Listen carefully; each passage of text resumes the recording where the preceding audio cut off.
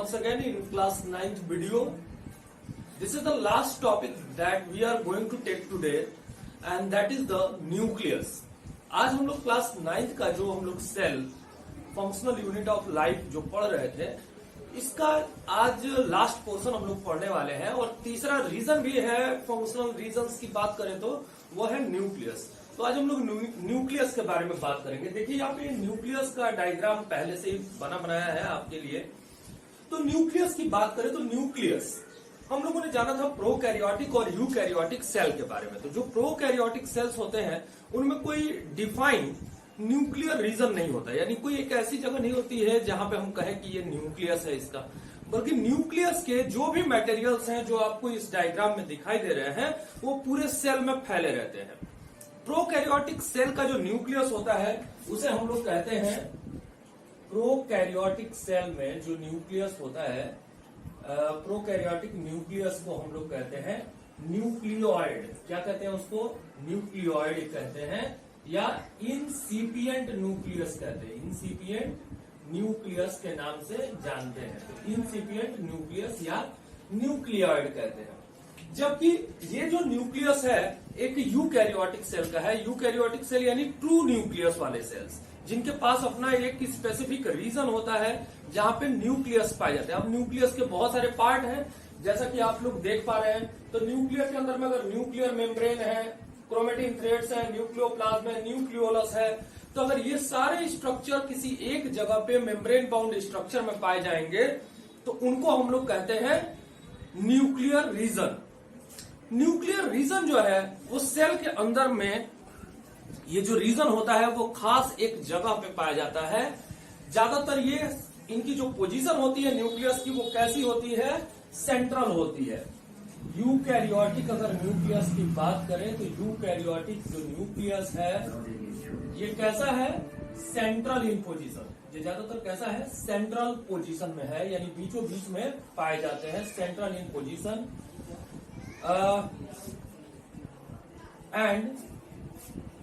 and have definite nuclear material। इनके पास में अपना कुछ एक फिक्स न्यूक्लियर मटेरियल। न्यूक्लियस की खोज किसने की थी? रॉबर्ट ब्राउन थे। 1831 में इन्होंने न्यूक्लियस की खोज करी थी। डिस्कवर्ड न्यूक्लियस की खोज की थी, डिस्कवर्ड द न्यूक्लियस। तो रॉबर्ट ब्राउन का नाम याद रखेंगे एक नंबर के क्वेश्चन के लिए कि न्यूक्लियस की खोज किसने की थी। तो यूकैरियोटिक सेल और प्रोकैरियोटिक सेल में न्यूक्लियस में क्या डिफरेंसेस है वो हम लोगों ने जान लिया। अब न्यूक्लियस के जो रीजन्स हैं उनके बारे में जान लेते हैं थोड़ा सा जल्दी से। कौन कौन से रीजन्स हैं और क्या उनके काम है न्यूक्लियस के। तो जो सबसे पहला है वो है हमारा न्यूक्लियर मेम्ब्रेन। Nuclear membrane. तो ये जो न्यूक्लियर मेम्ब्रेन है, न्यूक्लियर मेम्ब्रेन कैसा होता है भाई?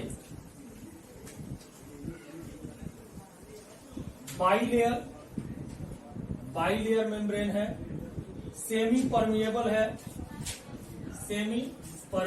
है एंड हैव पोर्स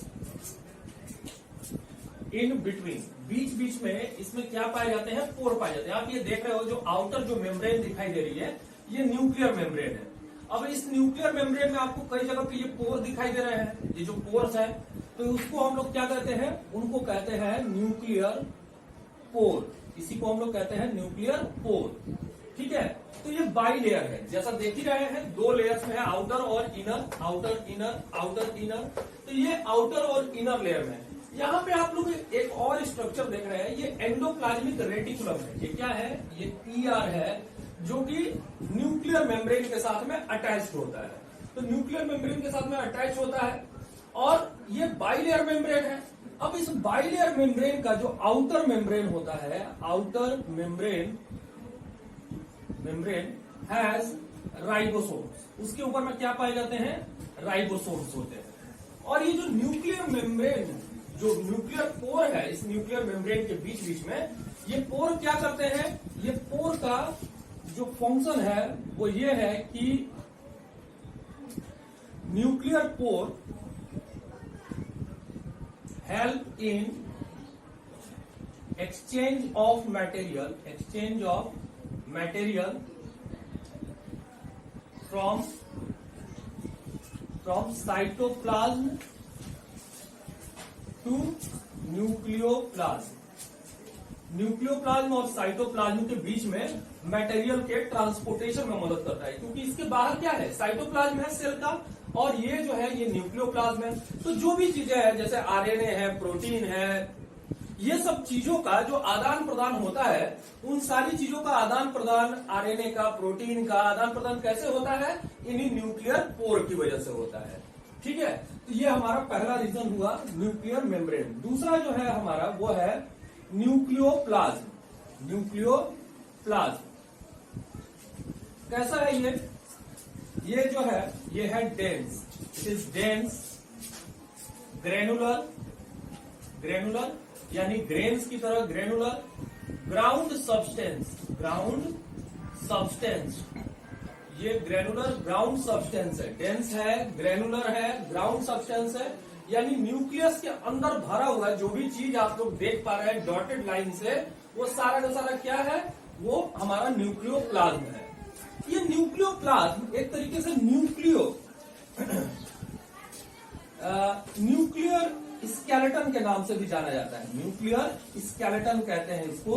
तो न्यूक्लियर स्केलेटन क्या होता है, it maintain the shape of nucleus, ये न्यूक्लियस के शेप को मेंटेन करके रखता है, इसीलिए इसको क्या कहते हैं, न्यूक्लियर स्केलेटन भी कहते हैं। तो ये जो न्यूक्लियोप्लाज्म है, जो भी चीजें सेल के अंदर में, न्यूक्लियस के अंदर में पाई जाती हैं, जैसे न्यूक्लियोलस है, क्रोमेटिन थ्रेड्स है, वो सारे के सारे कहाँ होते हैं, वो इसी न्यूक्लियोप्लाज्म में पाए जाते हैं। और न्यूक्लियोप्लाज्म को न्यूक्लियोस्केलेटन के नाम से भी जानते हैं, जो कि न्यूक्लियस के शेप को मेंटेन करके रखता है।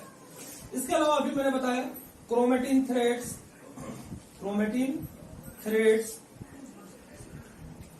Nucleolus etcetera, nucleolus are suspended in nucleoplasm. तो इसी न्यूक्लियोप्लाज्म के अंदर में ये सारे के सारे जो है वो सस्पेंडेड रहते हैं। तीसरा जो है हमारा वो है हमारा न्यूक्लियोलस। क्या है, न्यूक्लियोलस। आप देख रहे हो बीचों बीच न्यूक्लियस के बीच में न्यूक्लियोलस, यानी केंद्रक के बीच में केंद्रिका। तो ये कैसा दिखाई दे रहा है आपको, it is look dark, dense, membraneless, इसके ऊपर में कोई मेम्ब्रेन नहीं पाई जाती है, यानी नेक्ड स्ट्रक्चर है। तो डार्क है, डेंस है, मेम्ब्रेनलेस है, और इसका जो मेन काम होता है स्फेरिकल और ओवल इन शेप, स्फेरिकल और ओवल इन शेप। ठीक है, तो इसका जो मेन काम होता है न्यूक्लियोलस का, वो क्या काम होता है, इसका फंक्शन क्या है, इसको कहते हैं फैक्ट्री ऑफ राइबोसोम्स, यानी जो राइबोसोम्स है, आरएनए है, उसकी सिंथेसिस कहाँ होती है, इसी न्यूक्लियोलस के अंदर होती है। अब यहां से वही राइबोसोम जो है वो निकलते हैं इन न्यूक्लियर पोर की मदद से, और कहाँ बिखर जाते हैं, पूरे साइटोप्लाज्म में चले जाते हैं। इसीलिए यहाँ मेम्ब्रेन के ऊपर में भी आपको राइबोसोम्स दिखाई दे रहे हैं। कुछ राइबोसोम जो है ये एंडोप्लाज्मिक रेटिकुलम के ऊपर में भी दिखाई देते हैं जो अटैच हैं। तो मेन जो राइबोसोम बनने का प्रोसेस है वो कहाँ होता है, इसी न्यूक्लियोलस के अंदर होता है। तो इसको हम लोग कहते हैं फैक्ट्री ऑफ राइबोसोम, यानी राइबोसोम की जो सिंथेसिस है वो कहाँ होती है, वो होती है न्यूक्लियोलस के अंदर में। ठीक है, तो ये हम लोगों ने देख लिया न्यूक्लियर मेम्ब्रेन, न्यूक्लियोप्लाज्म और न्यूक्लियोलस। अगला जो हमारा टॉपिक है वो है क्रोमेटिन थ्रेड्स। तो ये क्रोमेटिन थ्रेड्स कैसे होते हैं, चौथा है क्रोमेटिन थ्रेड्स, ये क्रोमेटिन थ्रेड्स। तो क्रोमेटिन थ्रेड्स आप लोग ये देख रहे हैं, धागे की तरह स्ट्रक्चर न्यूक्लियस के अंदर में दिखाई दे रहे हैं, इन्हीं को कहते हैं क्रोमेटिन थ्रेड्स। ये कैसे होते हैं, दीज आर डार्क स्टैंड, यानी इनका जो कलर होता है वो कैसा होता है, डार्क होता है, डार्क कलर के होते हैं, डार्कली स्टैंड होते हैं। Long thread like structure, thread like structure, ये लंबे लंबे धागे की तरह स्ट्रक्चर है जो कि न्यूक्लियोप्लाज्म में पाए जाते हैं। कहां मिलते हैं ये, they are present in the nucleoplasm. तो dark stand, long thread like structure present in the nucleoplasm. During cell division, during cell division के समय पे ये जो है क्रोमेटिन थ्रेड्स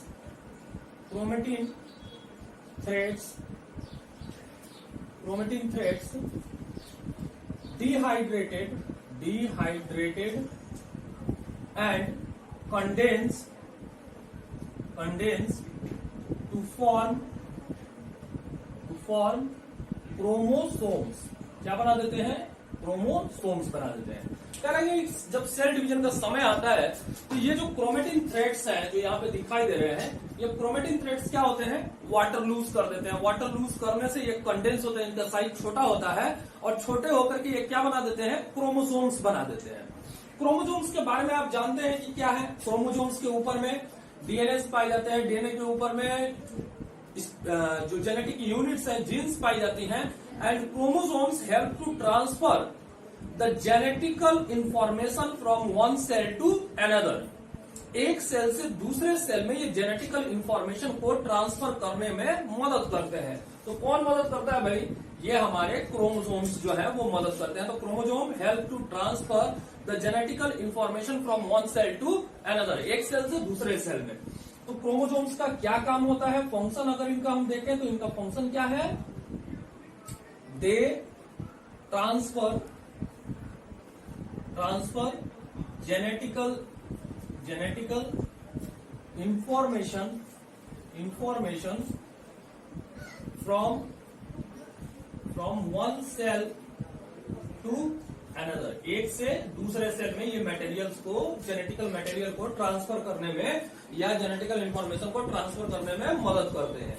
तो ये हमारा न्यूक्लियस के बारे में हो गया। ये इंपॉर्टेंट एक रीजन है। न्यूक्लियस को हम लोग कहते हैं, कई नामों से जानते हैं। इसको कहते हैं डायरेक्टर ऑफ द सेल, इसको कहते हैं इंजीनियर ऑफ द सेल, इसको कहते हैं controlling centre of the cell. यानी सेल के अंदर जो भी कंट्रोल होता है, जो भी इंफॉर्मेशन का आदान प्रदान होता है, जेनेटिकल इंफॉर्मेशन का, वो किसके थ्रू होता है, न्यूक्लियस के थ्रू होता है। So it is the third and important part और functional region of the cell. ये सेल का तीसरा रीजन है। पहला हम लोगों ने प्लाज्मा मेम्ब्रेन पढ़ा, दूसरा साइटोप्लाज्म पढ़ा और तीसरा न्यूक्लियस।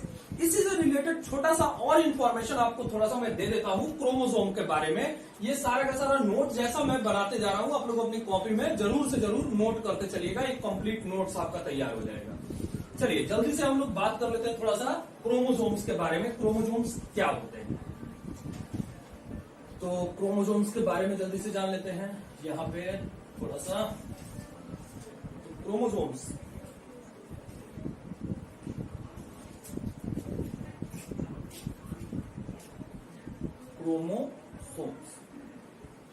चलिए सबसे पहले बात करते हैं कि आखिर क्रोमोसोम्स नाम दिया किसने। तो एक साइंटिस्ट थे जिनका नाम था वाल्डेयर। क्या नाम है उनका, वाल्डेयर। वाल्डेयर वो साइंटिस्ट है नेम्ड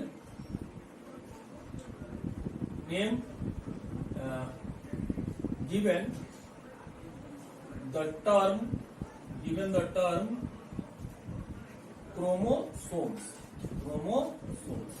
क्रोमोसोम जो नाम है वो किसने दिया था, वाल्डेयर ने दिया था।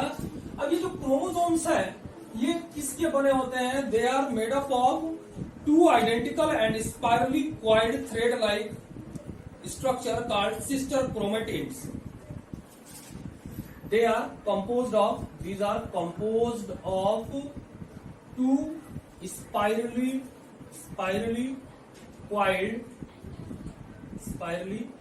coiled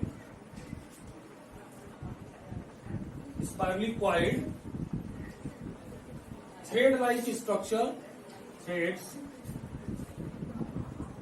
called sister chromatids,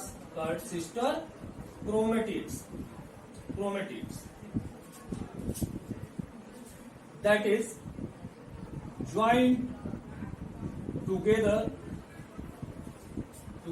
by a centromere. अब आपको एक स्ट्रक्चर देख लेते हैं जल्दी से। ये हमारे इस तरीके का स्ट्रक्चर है और इसके बीच में ये गोला स्ट्रक्चर दिखाई दे रहा है।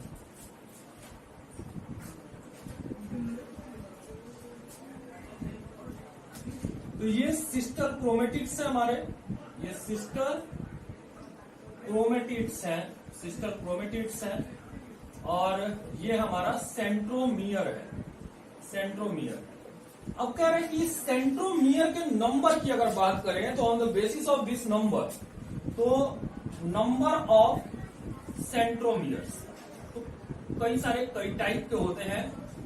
तो अगर सेंट्रोमियर के नंबर के ऊपर में बात करें तो ये जो क्रोमोसोम्स है वो कई तरीके के होते हैं। मोनोसेंट्रिक, अगर एक सेंट्रोमियर अगर मिलेगा किसी क्रोमोसोम्स में तो उसको कहेंगे मोनोसेंट्रिक, या किसी में दो पाए जाते हैं तो उसको कहते हैं डाइसेंट्रिक, या किसी में बहुत सारे मिलेंगे तो उसको कहेंगे पॉलीसेंट्रिक। क्या कहेंगे? पॉलीसेंट्रिक। तो मोनोसेंट्रिक, डाइसेंट्रिक और पॉलीसेंट्रिक, तो ये क्रोमोसोम्स के नंबर, ये सेंट्रोमियर के नंबर के ऊपर में है। तो किसी क्रोमोसोम में अगर एक सेंट्रोमियर है तो उसे मोनोसेंट्रिक कहेंगे, दो है तो डाई कहेंगे, तीन है तो ट्राई या पॉलीसेंट्रिक के नाम से जानेंगे। इसके अलावा इस क्रोमोसोम्स के ऊपर में सेंट्रोमियर की पोजीशंस भी अलग अलग होती हैं। तो on the basis of position, according to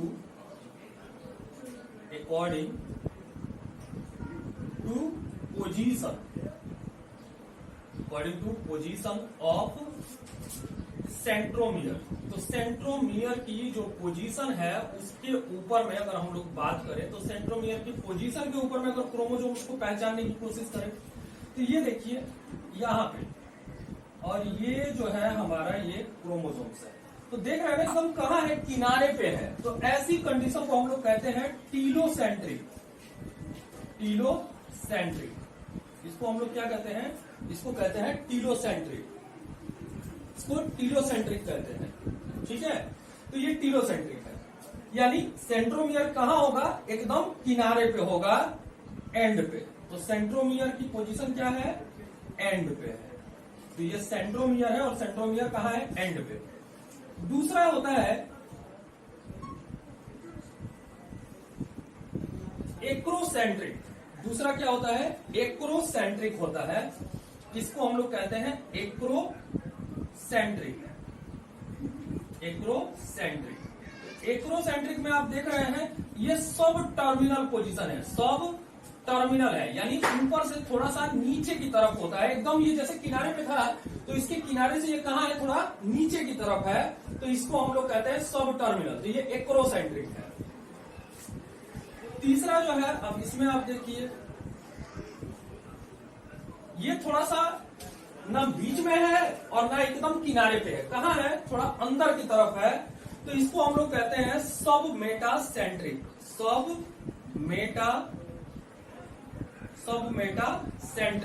इसको सब मेटासेंट्रिक कहते हैं, यानी ये सेंट्रल पोजीशन में नहीं है। तो इस सब मेटासेंट्रिक की जो कंडीशन है ये सब मेटासेंट्रिक है, यानी ये बीचों बीच नहीं है। और जो तीसरा होता है वो हमारा होता है, उसको हम लोग कहते हैं मेटासेंट्रिक। उसको हम लोग क्या कहते हैं? इसको कहते हैं मेटासेंट्रिक। ये मेटासेंट्रिक है, यानी एकदम बीचों बीच है। दोनों जो क्रोमेटिड्स है उन दोनों क्रोमेटिड्स के बीच में ये सेंट्रोमियर प्रेजेंट है। तो सेंट्रोमियर की लोकेशन कहाँ है? दोनों क्रोमेटिड्स के बीच में है, इसीलिए इसको कहते हैं मेटासेंट्रिक। तो चार तरीके के क्रोमोसोम्स होते हैं on the basis of their position of centromere. तो सेंट्रोमियर की पोजीशन के आधार पर ये चार तरीके के हो गए। इनके फंक्शन की अगर बात करें तो इनका फंक्शन क्या होता है?